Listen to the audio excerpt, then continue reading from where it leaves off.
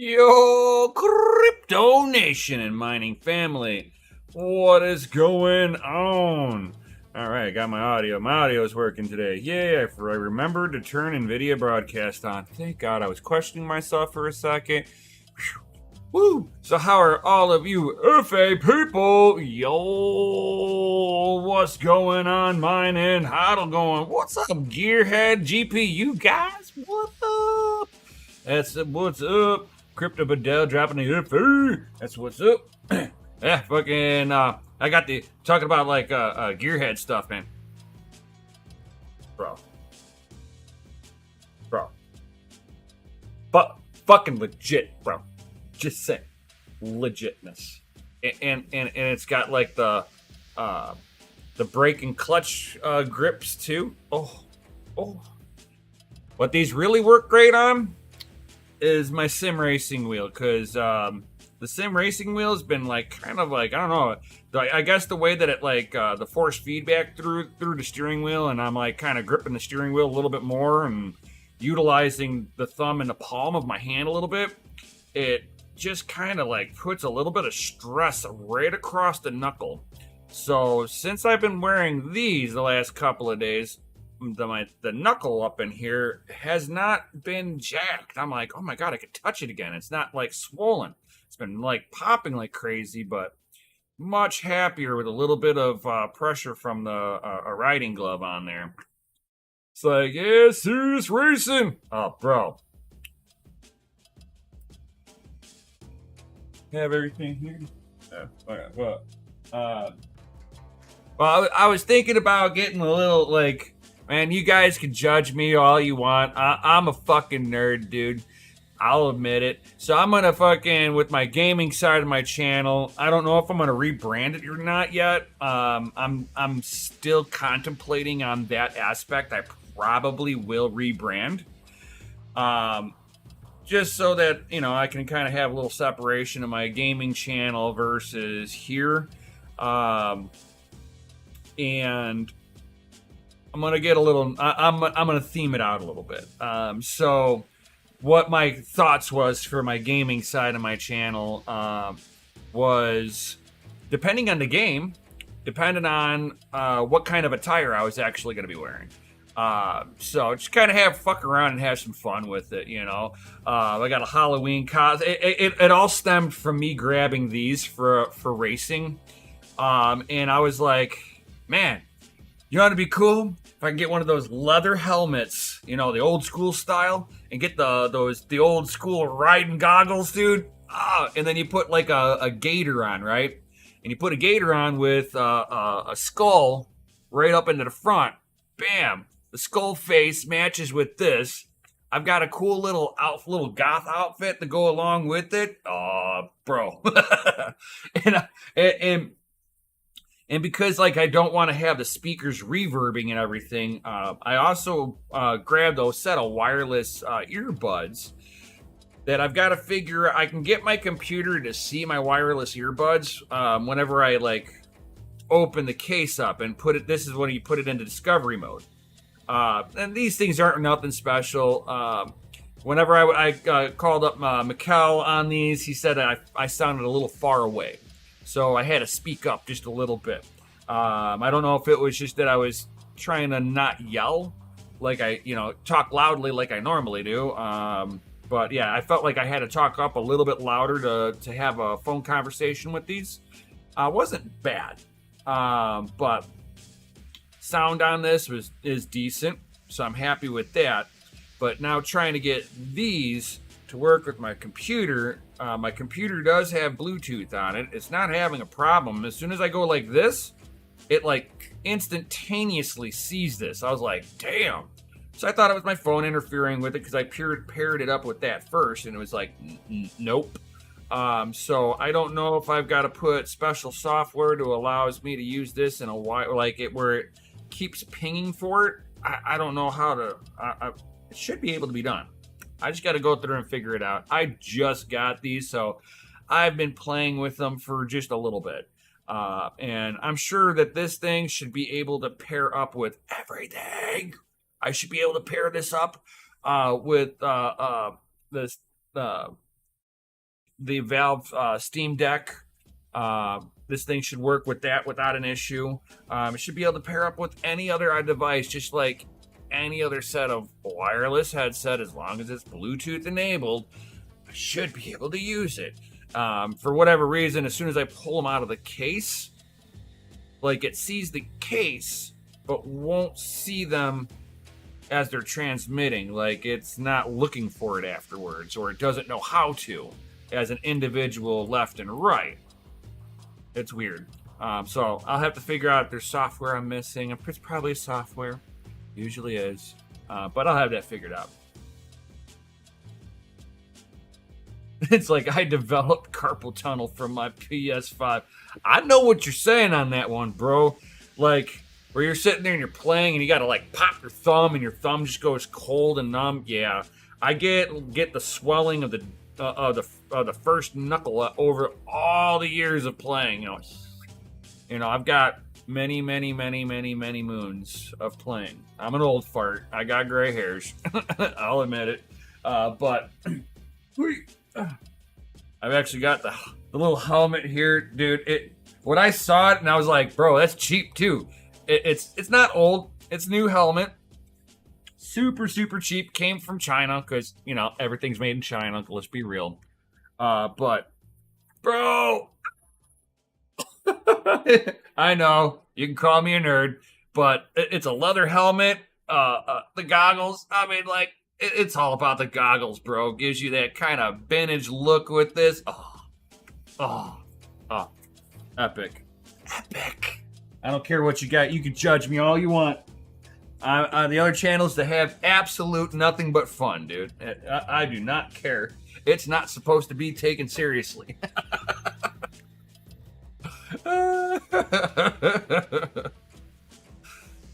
It's like, you know, I find that I'll sit there and watch the stupidest game if the content creator, and it's not like I'm gonna sit there and like repeatedly watch it. I mean, if all they do is play kind of like cheesy little games and stuff like that, it's not my style. But I'll give somebody a little watch if I see them truly having fun, dude. It's like, all right, I'll watch you for a moment until you're like not funny to me anymore. And then, you know, it's like I'll watch for a certain period of time and I'm like, that's cool, man. You do you, dude. You know? So my gaming channel, I think I'm gonna just turn it into just kind of, fuck it. I'll have fun with it. Like if I do a first-person shooter game, I saw this baller LED like Aeon mask, and just kind of play in the dark and just have a hoodie flipped up over myself. You know, still have like these gloves on or something like that while I'm gaming, or, you know, maybe get a different set with the fingers cut out if I'm like, or, you know, if I'm playing on a controller, my hands are going to be below deck anyway, so you're never going to see my hands. You'll never notice what, you know, if I got gloves on unless I bring my hands up, but you'll see a nice, cool little LED like mask with a hoodie in the dark, just kind of some dude chilling back playing a game, just randomly, you know. You know, it's like I just figure I'm gonna have a little fun with it. You know, if you guys like it, cool. If you don't, I understand. But so, how is everyone doing? I hope they're doing great on this fine day. You know, it's almost FA Friday, guys. It's almost the end of the week, guys. We've almost made it. You know, it's like we are in the beginning of the month. You know, October's right around the corner. You know, it's like, and it seems like this year's been just flying by ever so fast. You know, it's like, and that's some of the other reasons why I was thinking about kind of theming out my my gaming channel, because October is kind of coming around the corner. It's actually one of my favorite times of the year. Just to be honest, just because you get to wear a costume and stuff like that, you know. I might be a little old to be walking outside with all that shit on. But, you know, fucking that's why they have adult parties where you dress up like that, because it's like you're not going trick-or-treating. You're just kind of having fun at a party and, you know, no judgment. Hey, what up, Integral? And so, but as I keep saying, I'm going to keep putting this out, guys. When merge. So I've been noticing a little discrepancy between stuff. So you've got 5 days and 12 hours here. You got 6 days and 14 hours. It looks like it's going to be between the 15th and the 16th. It depends on the block time. You know, they're looking for a particular block height, you know, of when that actually happens, right? So it's 15ish of September, you know, depending on if they're depending on when the block time hits. It looks like they are full steam ahead. So this is according to NiceHash that it's 6 days and 14 hours. Over here, 5 days and 12 hours. So I mean, just between these two alone, you've got almost a full day difference. So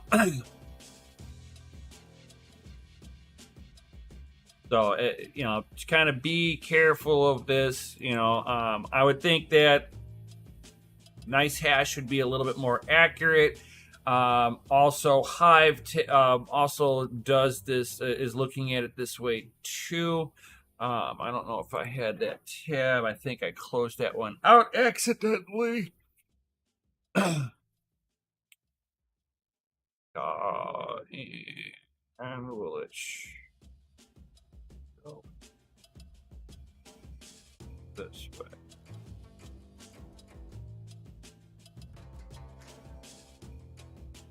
All right, let's see if Hive will. I don't want to look at it that way. No. But let me look at it this way, because I can do this off screen really fast. According to Hive, it's 5 days and 20 hours. So Hive says 5 days and 20 hours. NiceHash says 6 days and 14 hours. And Block Native says 5 days and 12 hours. So it seems like there's little discrepancy when people think this is gonna happen. And it looks like it's about a 24-hour difference of where people think that the last mined block will actually happen. Because at a certain point, they're taking the snapshot and boom, proof of stake happens from that point on. The difficulty on the proof of work algorithm fucking just shoots to the moon, and you'll never mine a block. I don't care how you would have to be the luckiest son of a bitch in the world to be able to hit a block after this. So definitely keep your head on a swivel on that one, guys, of when this merge is actually. And I was listening in on a dev call today, and the question was asked, but the person who knows definitively when that's going to happen was not in the dev meeting. So I'm hoping on the next dev meeting, I'm hoping that they talk about, they have at least one more dev meeting saying exactly when this is happening. And not leaving everybody in the dark like they just did, because it was like, oh, you know, a few people are like, we'll see you on the other side, you know, type of deal. Like they're not planning on being a part of the next dev meeting until after the merge.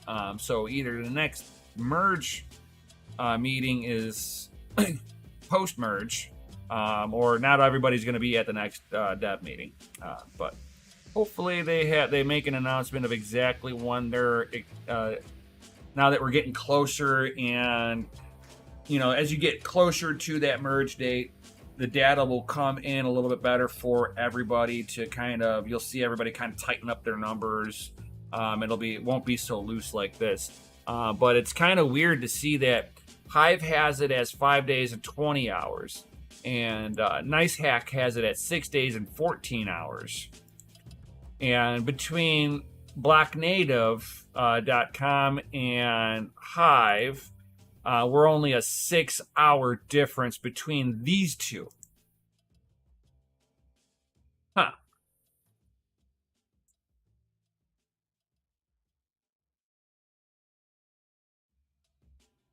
Weird.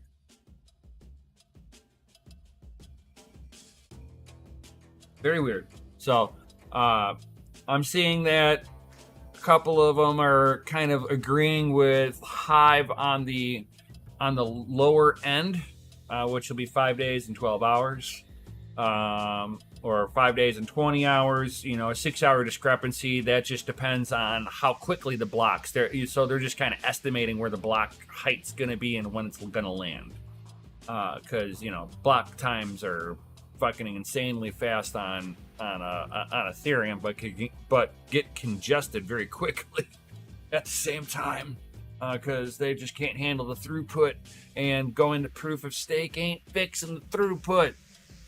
It's just kind of alleviating. It's like a band-aid on the situation with their memory problem. So they don't have runaway memory on here, because eventually, you know, Ethereum is going to be, you know, a couple of terabytes worth of memory, and a GPU is just not equipped with that. not yet, right?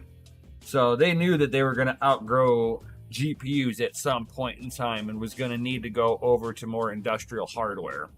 At some point in time, they knew it, but they were also announcing this from day one. So the only thing that us miners can get mad at is them changing the consensus rules of how we get paid in the meantime, coming up to this with their burn feature.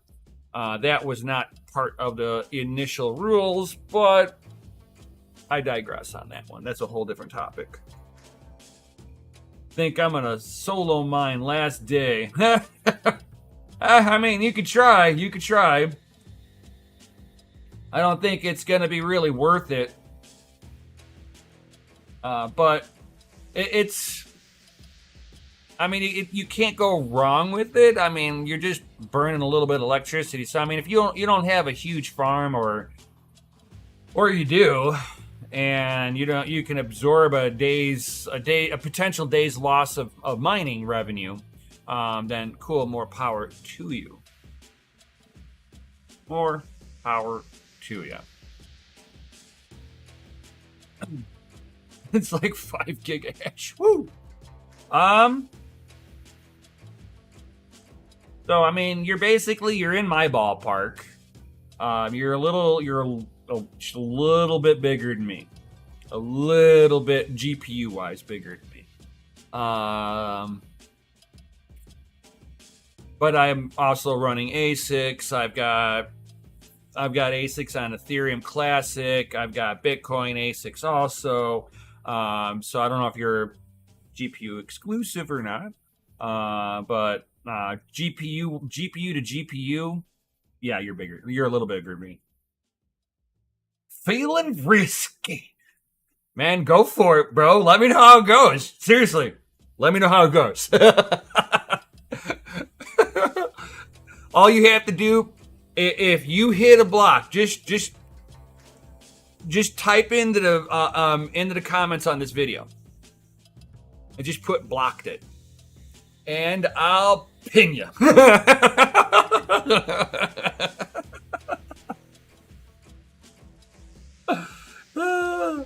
Oh, mine and Hodl, you get a ba.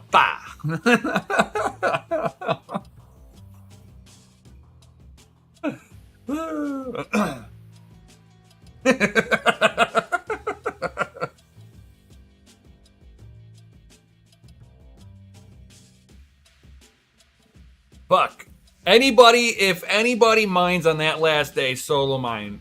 If you feel like you're gonna gamble, okay, I don't condone this, but if anyone does this and they hit a block, first person to sit there and say they hit a block, and we can verify this, I'll pin you. I'm not gonna give you any money for it, and it's just you already got money for it. You got the block. I'll pin you.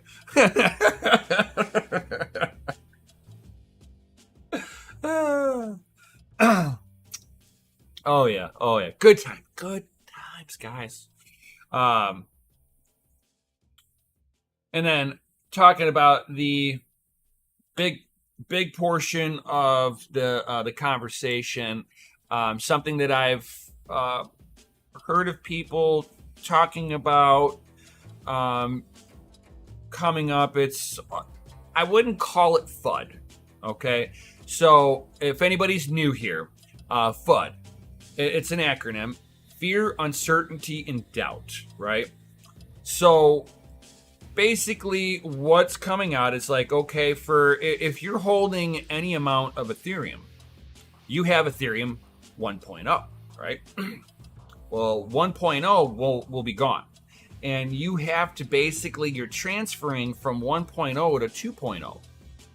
Now, in the stock world, anytime I sit there and,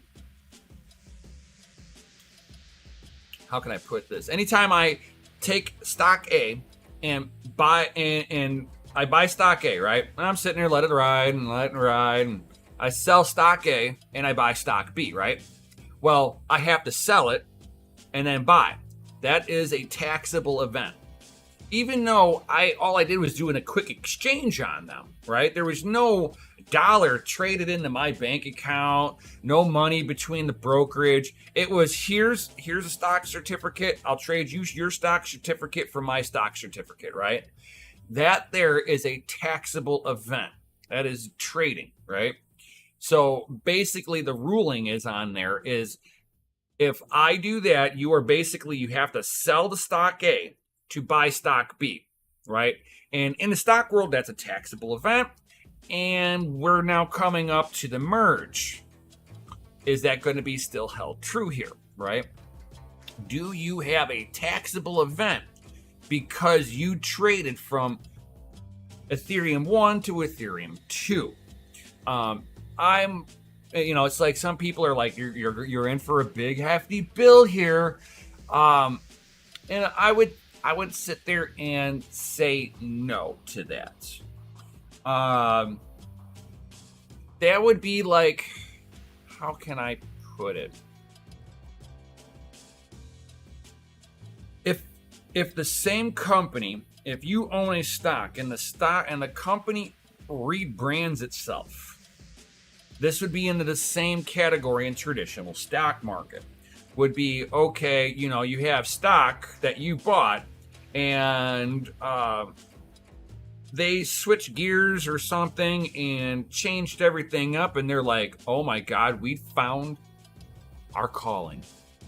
And we're going to rebrand ourselves and concentrate on building this, whatever that company is, put X into there. There has been a lot of companies that have done this over the years that are rebranded due to bad publicity, trying to kind of put that behind them, going, that's the old company. But anybody who owned the stocks of that old branding come over into the new branding automatically. Because you never came out of the company itself, there's no taxable event. You just now get a 1-to-1 ratio of what the old stock was and the new stock was, because the old stock died the moment that they got rebranded, and the rebrand was what was listed on the stock exchange, right? So now you've got the new rebranded stock, old stock's dead. You still don't have a taxable event. The only time you have a taxable event is under the point of realized gains. And what realized gains are any time that you liquidate. And you liquidate more than what you put in. So if you put $10 in and pull $20 out, you have a $10 taxable event, right? Same thing with, if I had $10 worth of stock A and I sold that at $20 and bought stock B, I have a taxable event of $10 because that was above my initial buy-in. What you purchase with is the initial little taxable event. And now, why am I talking like this? For us in the United States, we're getting towards the end of the year. This is where people start kind of, looking over and going, how's this going to affect me come tax season next at the beginning of the year when I got to file? So as long as you're not transferring in and out during this point, you're not going to have any taxable event. It's because you're in the same company. It doesn't matter if they rebrand or whatever. It's still the same company. Even in a buyout situation, you can they make stock options for the buyout where they give you the new company stock for your stock, and that's your buyout. So you get a 1-to-1 for the new stock. Still no taxable event because it's an acquisition. So everybody just kind of migrates over. So this is going to be the same thing. So if you guys are really worried about taxable events at the end of the day, I'm not giving anybody advice, but this is something that you can research yourself as long as you stay within one asset or one company, which Ethereum is its own business. You have nothing to worry about as a taxable event because it's a linear trade. So it's a 1-to-1 coming in, nothing's being different. So there's a lot of people that do not understand that I've come across. They're like, well, what? I mean, for me, myself, every time I sell out Ethereum into Bitcoin, that's a taxable event, right? Mining's a taxable event. You have 100% gains, so that's capital gains 101. So it's like you got to be careful with tallying up everything and making sure you've got a profit to loss ratio, and make sure that you have, for taxable events, that you have maybe you either break even or you have a little bit more losses on the books than you have wins. This way it drops you into the lowest taxable event. Again, this isn't advice of any sort. I'm just saying what I do. It's like your mining equipment is a tax write-off, and it works really nicely if you set up a cheap LLC, a limited liability corporation that owns all the gear too. Oh man, I got something winking in my eye. God, man. Oh man, corporations get a lot of tax write-offs. I don't know what I'm talking about here. Okay, this is not advice at all. No advice here, guys. So no, this will not affect you as long as you're not moving around, day trading, or anything like that. 20% depreciation per year on hardware.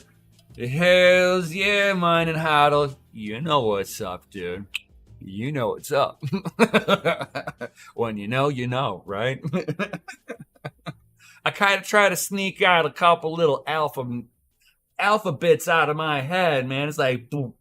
It's like here's some pure alpha, bam. Little bit, bam.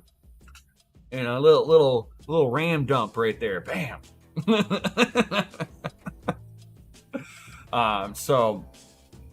But always, if you ever have questions about your mining direction and taxable events, certainly get a hold of if you're United States, or I don't know how it works in other countries, so I can't attest to that. For the United States, at least, get a hold of find a local person that knows how to deal with Bitcoin, and sit down with them. It's worth paying the few dollars to get an expert in the field's advice on this and how you need to move forward with everything. Don't take no YouTuber word on this. Go to the professional, do your research, all that good stuff. I want to make sure that everybody stays safe, and they don't have any issues with the law coming down the road. None of that stuff. So definitely always talk to your tax consultant and all that good stuff. But I do know that running stuff underneath a business is a way easier stuff. Even as a mechanic, I had to do that because buying mechanic tools, I can't write them off anymore. I used to be able to write my tools off as an individual. Then they took that away from me, and you have to do it as a business. So a business has to own it, and then you can do the write-off. Some more alpha.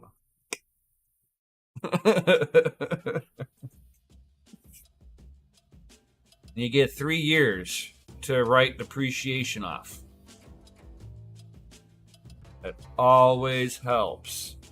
And you sit there, save the receipts for everything you buy for mining gear. And you're like, oh man, I had to go to Home Depot.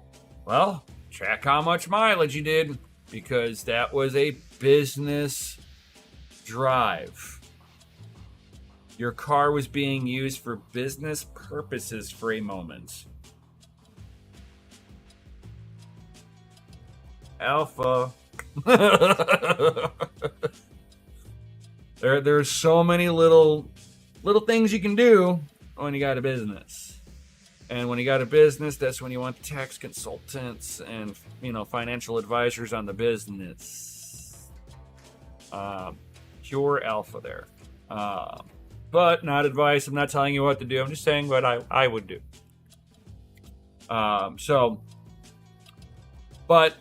It's like I was saying, there's nothing that you guys got to worry about with the Ethereum merge and taxable events. If you're just sitting back and hodling, there's nothing to worry about.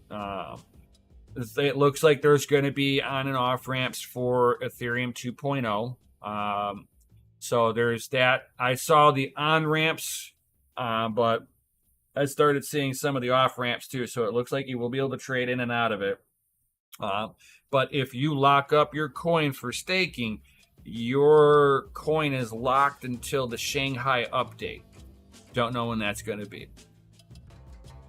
But it's not gonna lock up everybody else on chain. So as long as you don't stake, you still might be able to move your stuff around. So just kind of watch out, be careful with that. I don't know how well everything is going to work. We're moving a big chain to a new consensus model.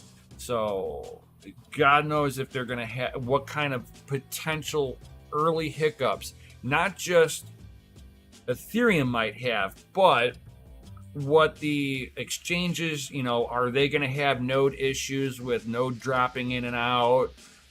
There are just a lot of ways for stuff to get messed up. So it might be worth to kind of hold on and make sure that post-merge everything is stable before you even try to move anything, and do a test send somewhere first. Like you send, $5. Just in case something fucking happens, you only lost $5, right? Don't send all your coin in one swoop without testing on the new on the new consensus model. Make sure everything is working as expected. I'm just gonna put that big old warning out right off the bat. Make sure you just do test sends on everything first. Just to make sure everything's connecting. I'm not saying that Ethereum, the devs, doing something wrong. I'm just saying it's a new consensus model. There may be glitches. Okay? So stay frosty out there, guys. I'm not putting any FUD out there. I'm not saying the world will end. So there might be glitches to where the blockchain slows down by a lot, and it takes a while for your block to get validated properly. These are going to be some of the glitches that you might notice. So kind of be easy about it. Be not, don't freak out if you're like, I sent it 5 hours ago. Chill. I'm thinking we're going to see an explosion of movement on the other side. And then everybody's going to realize at that point in time that the merge did not fix usability. And then everybody's going to look at the devs and going, so what did you do? I'm just saying. But I've been seeing a lot of different coins. The hash rate's kind of ticking up on some of them a little bit. I don't know if it's just small little anomalies. It could be. Or it could be that I'm seeing people doing test, putting some test rigs, doing some of that good old spec mining. Oh, I love spec mining. Like FA in the chat if you know what spec mining is. Have you been around long enough to have mined something other than Ethereum?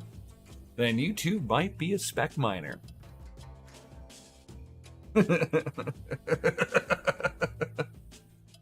Woo! That's what's up. I know, it's like there's so many people that we're about to go back to our roots, guys. We're going to be doing spec mining, and there's going to be people posting stuff going, look what I got.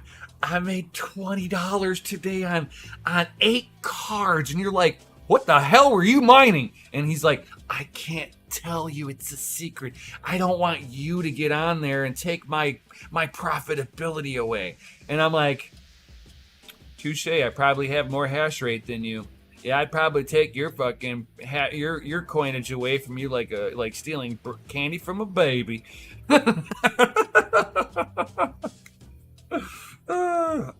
So, yes, we're going to be banding together, guys. It'll be something that I will definitely put out to Patreon members. Coins that I might be mining. Might be a Patreon exclusive only stuff. Nothing I'm going to say publicly what I'm going to be currently mining. Think I'm going to keep that in the Patreon exclusives. So if you want that, man, you know what to do, man. Links are down below. I see a few people with some wrenches in here that are mods. But these people are also Patreon members over on the DCA Adventure side, which they are also DCA Your Mining. So they're already in the VIP tier. They're going to get that knowledge too. So all I have to do is just be in one of them. You'll get that knowledge. I'm just saying, but you have to be in the VIP tier.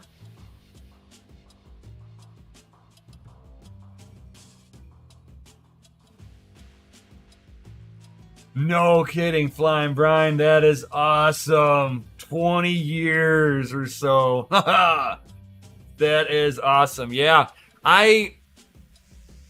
I've only been running an LLC for a little while, so I'm very new to the world of write-offs.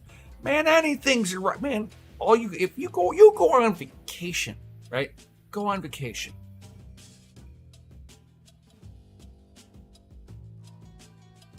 Bring a box of business cards, guys. You hand it out for like a day, right?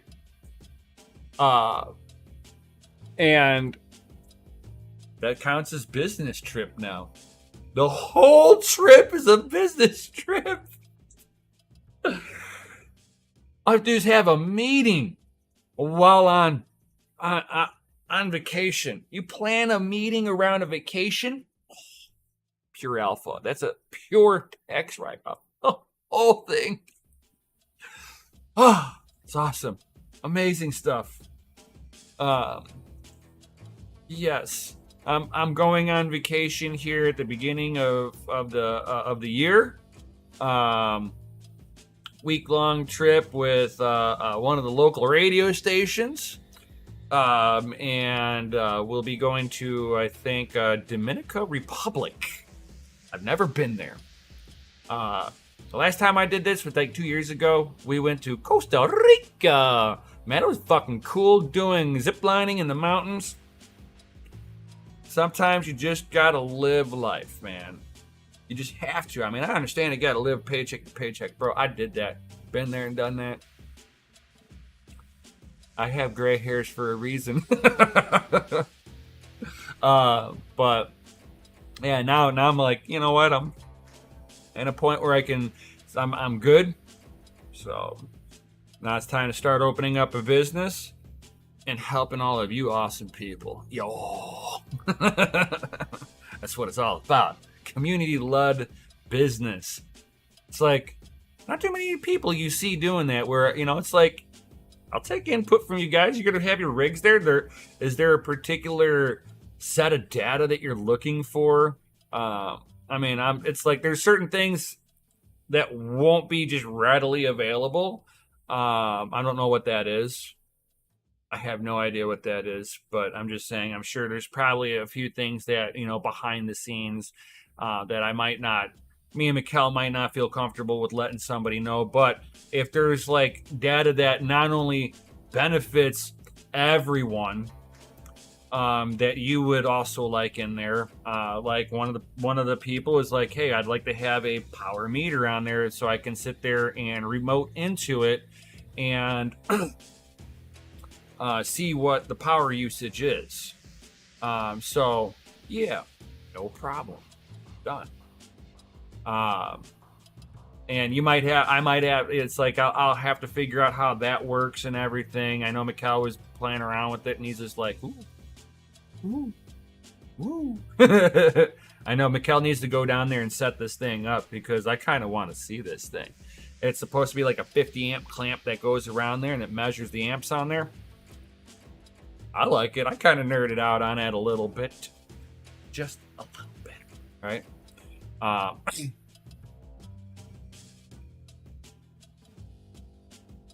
Like, went there for honeymoon. Nice. Integra. Nice. Norse. That's cool as shit. A la carte options, cases, power meters, etc. Hell yeah. Hells yeah. I like one-stop shop, guys. It's like we got server cases. We'll have powered management. You'll have control of your miners. I mean, come on. You cannot really go wrong with that, guys. Fuck, dude. We'll have cameras in there that will probably set up to be able to look at, maybe tell people, hey, your rig is on this camera, right? And maybe have a dedicated live feed that customers can remote into and actually take a look at their rigs. Oh, have you ever had that option before? Yo, you can sit there and watch. Hey, my hash rate, my miner just alerted me that it went down. You go to it and you see me sliding it out because it's maintenance time. Ooh, we're cleaning it. It's down for maintenance for a moment. Might be down for maybe an hour if I got to pull it all apart because it's super dusty. It depends on the time of year. Sometimes the time of year is a little dustier. And I don't care where you're mining, you get that fucking fine-ass fucking dust. Unless you're doing a purely HEPA filtered out, I mean heavily HEPA filtered out, filtration system in there, there's going to be just this like world's finest fucking dust, man. It's like it's almost like sand, but it's pure dust. It's like my cameras would be cool. Hells yeah. I've already got cameras in the mining facility. It's like I think the basic ones that I've got up are pretty decent. And then whenever I go to upgrading to a better surveillance system, I can dedicate this system that I've got right now into monitor for you guys to be able to remote into and monitor your, and view your rigs. You can see me sitting there doing maintenance on there, or Mikkel doing maintenance on there, depending on when I actually end up down in Oklahoma. I gave myself 2 years on that one, but if my wife loses she's a nurse, so she works for a at-home service, and if they cut the girl's nursing stuff, it'll basically put her out of a client that she's up here local. She doesn't want to go transferring or driving a whole hell of a lot because the company is more located about 45 minutes south of here, so a lot of their clientele is also south of here, so it's a lot of driving. She doesn't want to deal with that really going towards Chicago. So Chicago is just She doesn't want to go anywhere near that place. I really don't blame her. So basically, if this young lady loses her nursing license or nursing stuff from the state, me and the wifey, we're moving down. We're moving down to Oklahoma. We're gonna raise the roof out there. Whoop whoop. So we got to get this place up and bouncing, guys.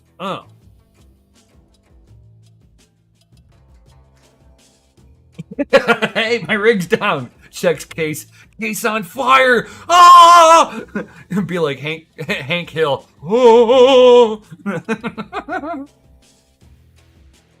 Right? In Chi-Town. We call it Chirac, okay? In Chirac, it is recommended for bulletproof cars, bulletproof vests, and your hats better be, bulletproof. It is recommended to bring at least a 9mm or larger. And yeah, then you're probably good to go.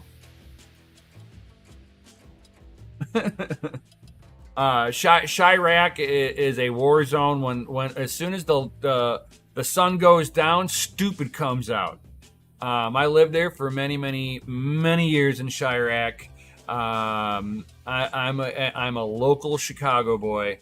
I got the hell out of there and never looked fucking back again. I got family that still lives out in Chirac, but you know, it's like there's good sides of town and bad sides of town anywhere you go, of course.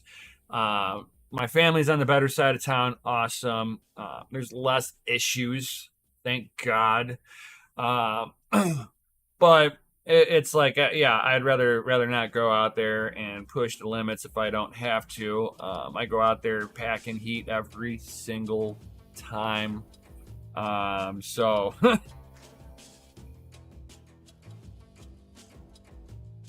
Chicago Bulls cap too. Yeah, exactly. Like crazy. Yeah, dude. Yeah, my family's more on the north side of Chicago, so not so bad. It's like Chicago's got a lot of history, a lot of good areas to it, but there's a lot of stupid that's taken over Chicago over the many years, and it's just not worth going out there, in my opinion. Even as a tourist, it's just not worth it. It's not what it used to be, like it was 30 years ago. I hate to sound like that old guy, you know, but no, it was like you went downtown Chicago, you get to see fine art in the hustle and bustle. Awesome. And then over the years, it went to, I ain't talking to you, don't fucking look at me. Why are you in my way? Get out of my way, I need to be first. That's whenever, like, Chicago got really bad. It became really cutthroat, and it just not what I wanted to be around over the years. So unfortunately,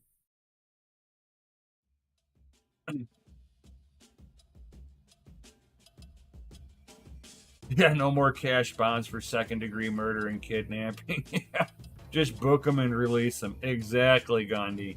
That's liberal policies, unfortunately, and as long as they stay in the liberal cities and don't go out and into the beautiful countryside where people still have brains, that's what's up.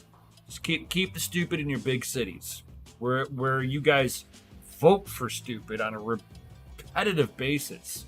It's like, keep the stupid voting in your Los Angeles. Yeah, keep your stupid voting in Chicago, because you're fucking destroying an amazing cities in a span of 20 years. Yeah, stay frosty, mine and hodl. Yo! Yeah. Los Angeles and San Francisco. Exactly. That's liberal policymakers. And now people are realizing this, and they're like, why do I feel like everywhere I go, I have to be a victim? I have to roll down my windows and tell people that there's nothing in the car to steal. Not even a pen. It's like that would be like embarrassing. And now they're having an energy crisis with no fucking mining out there. That's hilarious. This is more liberal policy making. Californians just put themselves into a third world country with their virtue signaling, going, we're zero carbon emissions, and they kicked out all the energy producers. They bashed all the nuclear energy. So now they've got no power. They're reliant on other states to provide them power, which they really can't.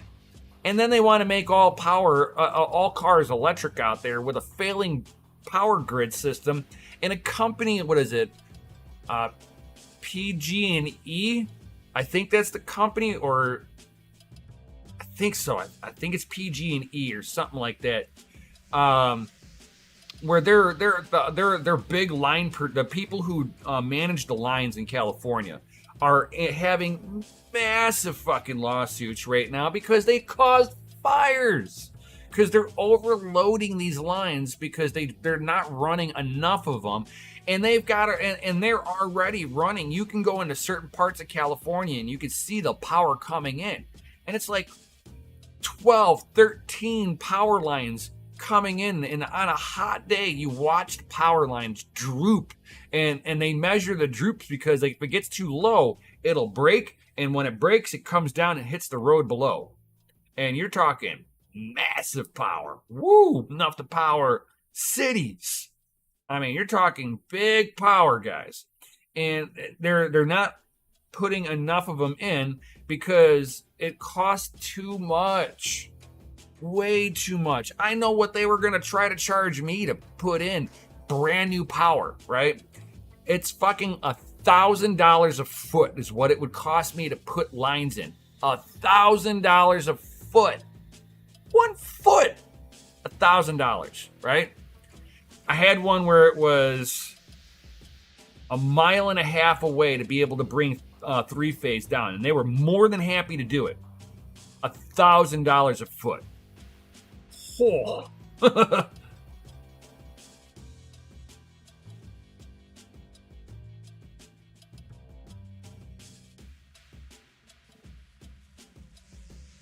They're not on 100% renewable.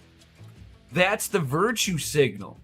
Our whole electric grid, if we took all the power on the entire grid, right? Only 17% of the power grid is renewable energy. There is not enough renewable energy to fucking feed half of California for a day. Especially if a lot of that is wind turbines that they're not all fucking running at the same time and they're not close enough. A wind turbine only generates 1.2 gigawatts of power.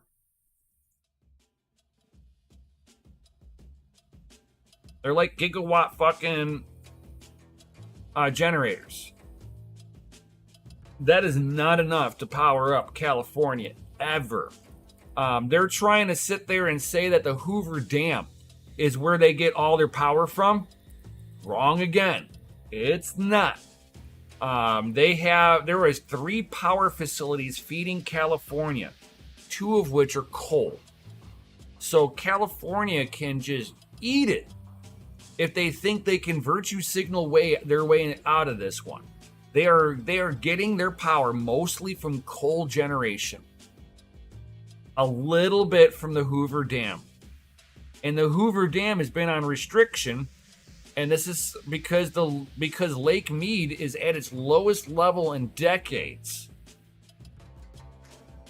Because they're in the fucking desert, and there's times where there's no rain for a long time because it's the fucking desert.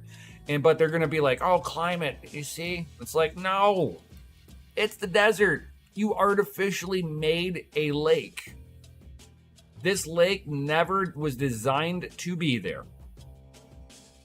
That Lake Mead is a man-made disaster. The Hoover Dam destroyed a lot of wildlife. Coal is super inefficient, yes, but they've been demonizing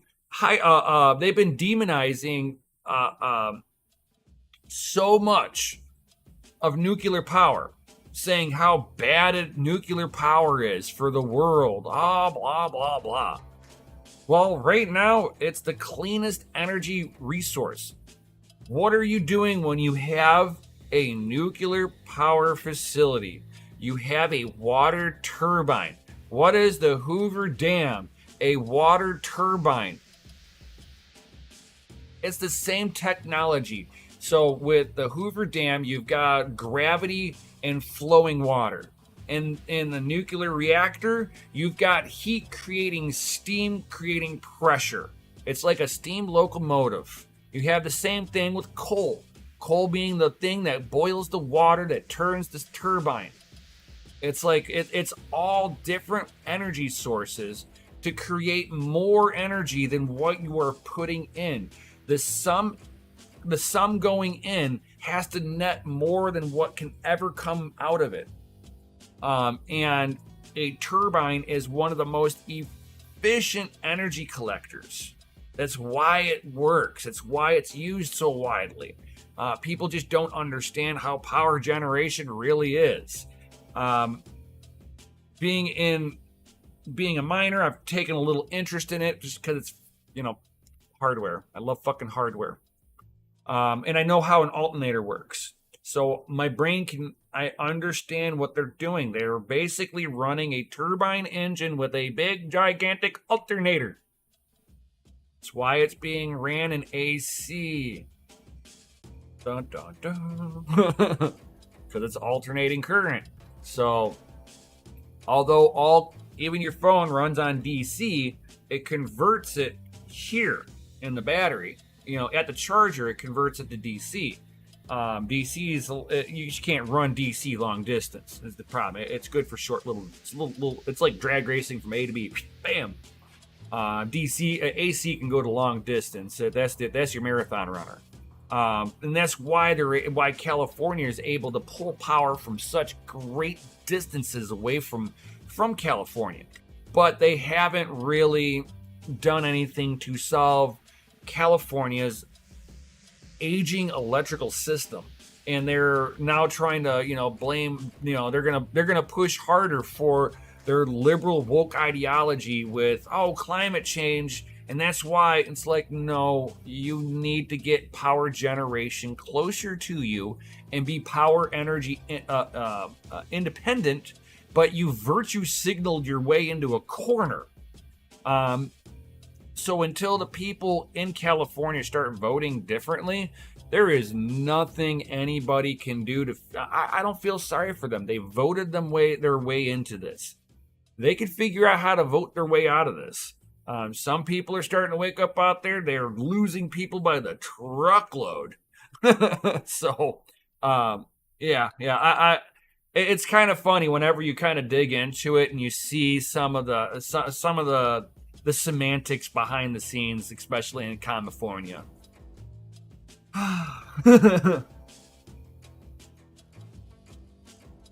Yeah, Kyle Rosa, 30% of all energy is wasted.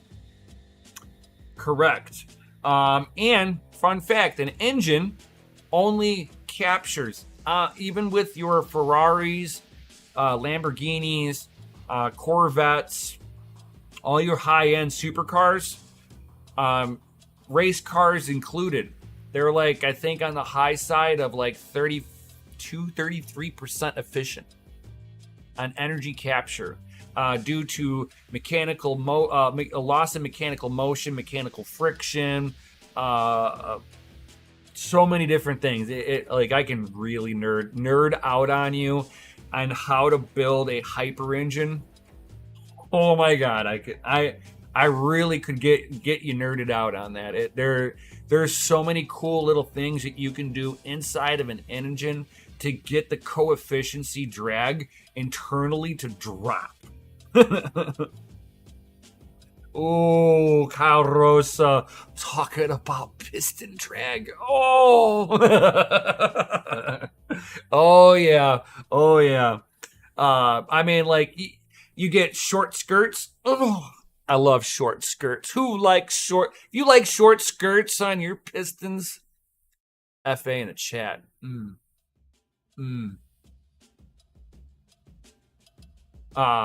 And sitting there and getting really good connecting rods that are as short as possible, stroked out.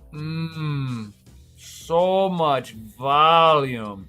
And you could stroke it out right on the crank. No, just kidding, guys. But no, I mean like knifing the crank or something like that, so that if the counterbalance is on there, have to dip into the oil at all.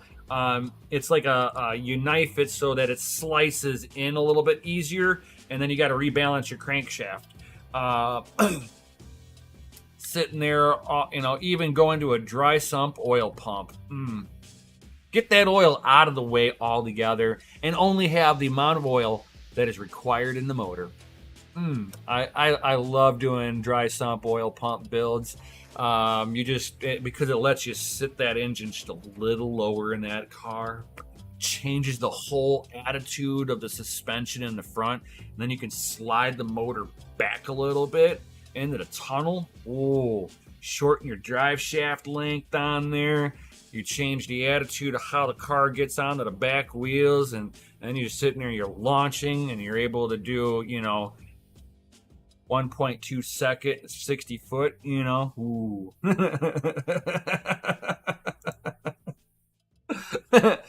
Some like being blown. I like being stroked. I like to be stroked and blown. Ooh, get a little double whammy on there. Woo! God. And we're talking about, turbos and superchargers and the stroke of the piston. I don't know where you guys where you guys' mind went off to. We're talking internals on an engine. This is crypto and hot rods. I mean, stroked and blown. This stream is rated F for fucking awesome.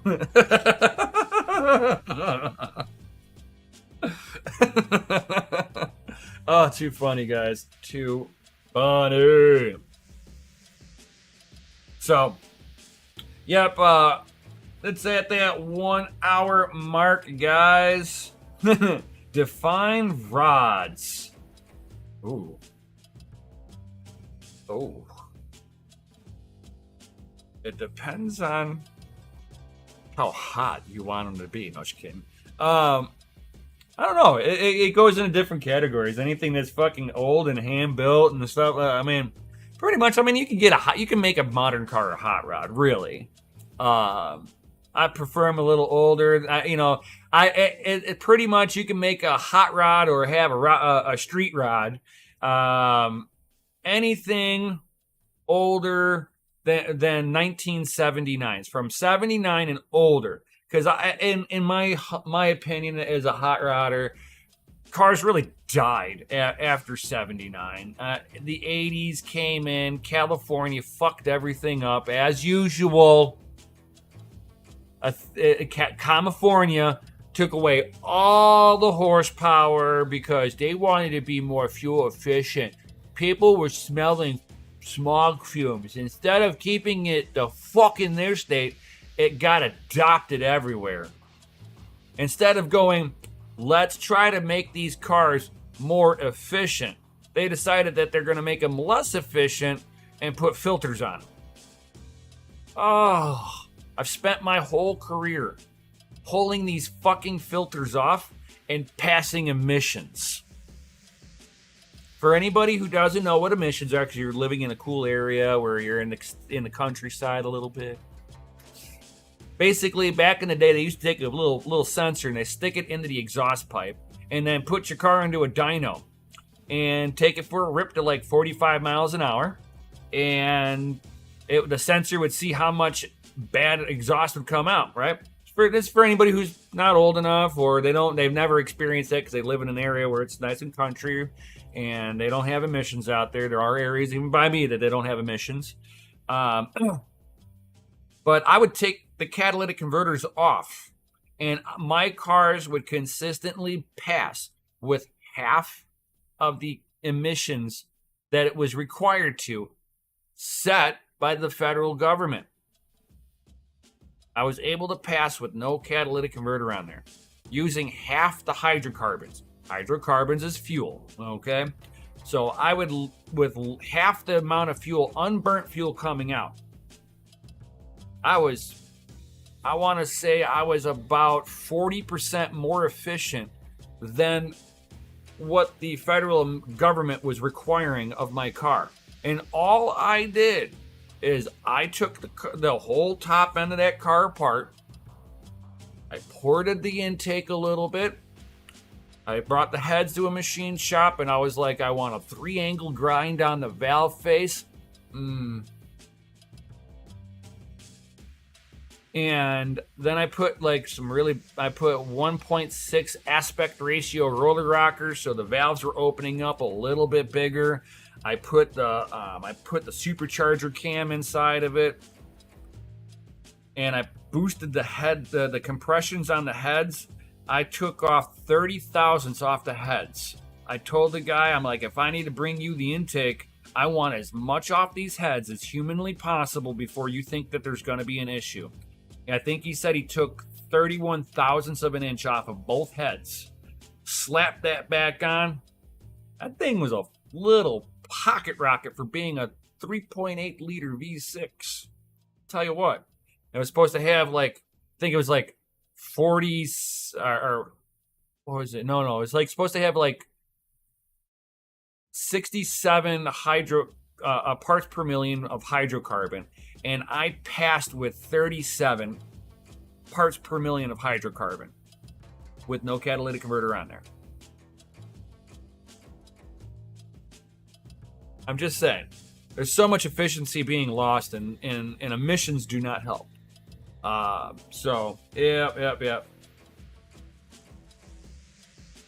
Yep. You don't need them. You do not need them. If you just burn the fuel properly, you don't need it. The Corvettes, I worked for GM for years, right? You can pull apart a catalytic converter off of a Corvette. That catalytic converter is tiny, and the substrate is huge on it. It's barely scrubbing anything out because it's utilizing the fuel so much more efficiently. It's got higher compression on the heads. It's got a bigger cam in there with a little bit of a longer duration so that it cleans the cylinder out of all the exhaust a little bit better, and you get more of a hotter burn because of it. The motor they control the temperature of the cylinders better in a Corvette than they do a Camaro. Let's take, for instance, or a Monte Carlo, right? Same thing with the Ford Mustang. That's going to be their race car. So that car is going to have all the glitz and glamour. If you're talking the GT model or the Carroll Shelby edition, you're talking higher compressions, bigger motor, bigger cam. And realistically, it's got a smaller catalytic converter because they don't need that extra stress on the motor. If you're damn near right there to be better emissions friendly, because you're trying to push yourself near that 30% efficiency threshold. And California is basically going to be killing off gas cars in 2028. By 2028, all cars that sold in California have to meet the new zero emission standard. That's impossible to have zero emissions when you burn something. I don't care what they basically signed their economy away. They just said, hey, all you people in California, good luck. You're about to starve.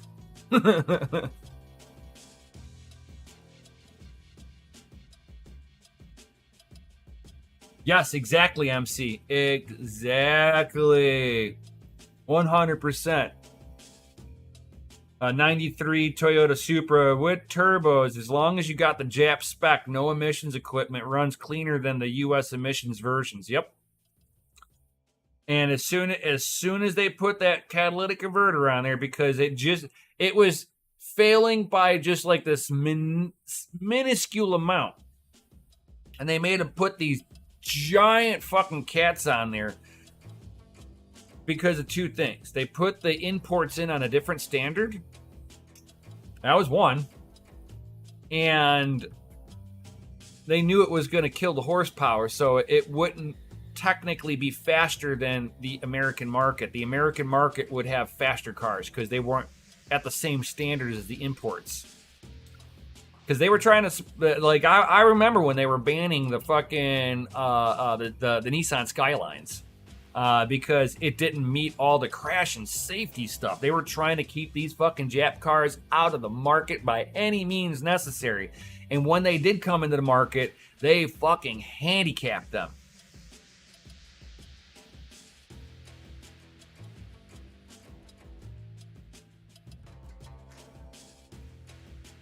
Yeah, via the Mercedes runs two spark. Well, Mercedes runs two spark plugs even in the Euro market too. So they've been doing that for years. It's that high and low mode. I hate doing work on them, but that's racing heritage. You would normally see that on a race car for low speed spark and high speed spark.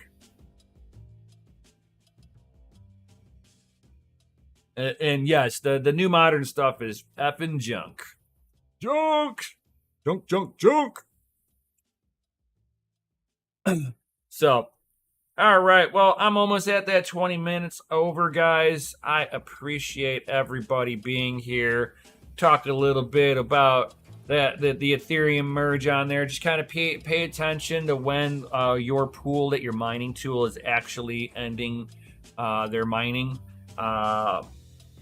Let that be your indication, and be minding that you might have between 5 and 6 days left between your given pool might be shutting down the Ethereum mining. So make sure that you get your payouts in time. Make sure if you're still mining all the way up to the merge, make sure that you will at least hit the minimum requirement for a manual payout.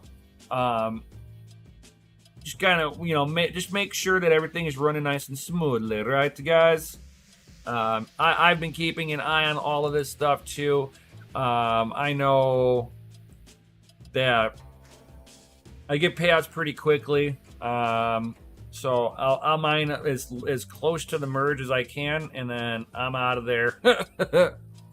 But according to Hive, it's 5 days and 19 hours and 24 minutes until Ethereum mining is dead.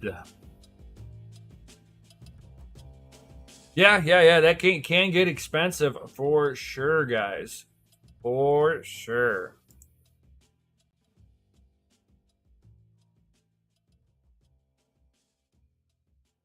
And definitely stay tuned for tomorrow, guys. I'll be going back on at 4 p.m. Central Standard Time, guys, with that end of the week news, all that good stuff. If you would like to also check out Crypto and Hot Rods Gaming, guys, that's my alternative channel. If you like gaming stuff, I'll be probably rebranding this here soon to more fit the theme that I'm going to be building out moving forward. And I'll be also probably rebranding that also on Twitch, guys. Kind of make it more, it's gaming only channel. So, kind of that alternative. Are you kidding? Oh. Mute you. Copy this. Paste that. Awesome. So if you guys like gaming and stuff like that, definitely check that stuff out. Guys, smash that Lizzie like button. I appreciate you all being here. Make sure you double check to make sure that bell notifications on, so you know whenever I drop one of these awesome live videos for you guys. Yo. If you haven't done so already, join the Discord. Links down below. It's free, guys. 100% free to join the community. Love to have you guys there. You can pop up on there. If I'm not on there, there's usually a lot of people that are watching over the Discord. So if you post a question in there, you'll get an answer. You'll get an answer. Got awesome people there. Awesome community members over there. I usually watch it all the time. I mean, I got it open right over here, right next to me. It is open, live, ready to go, right? Later, my Bitcoin bros. No problem, mine and Hodl. You have a wonderful day. Yeah, definitely check out my alternative channels there. Links I just dropped in the chat. If you like that stuff, I'm going to be, like I said, rebranding it, having a little fun with it. So if you like the kind of nerd it out, get a little ridiculous and shit like that, talk about whatever. I don't care what it is. I'll have more of an open forum talk on there because I'm not worried if that channel never gets monetized or whatnot. It is me goofing around. Monetization on that channel is not the goal of that one. That is just me. Somebody wants to hang out, shoot shit. It is what it is, right, guys? Let it be. And get ready for an FA Friday tomorrow, late night at 9 p.m. Central Standard Time on DCA Adventure, guys. DCA Adventure. If you haven't checked it out, that's a community channel that I'm a part of. Love to have any of you guys there. If we have Fridays, our shenanigans. It is lighthearted. We'll toss in a little bit of news here and there on there, but yeah, it's more lighthearted. We goof around. It's Friday, dude. It's FA Friday. And that's what's up, guys. That is what's up. So definitely, I'll see you all on the next one. Mine and Hodl, all that good stuff. And stay savage.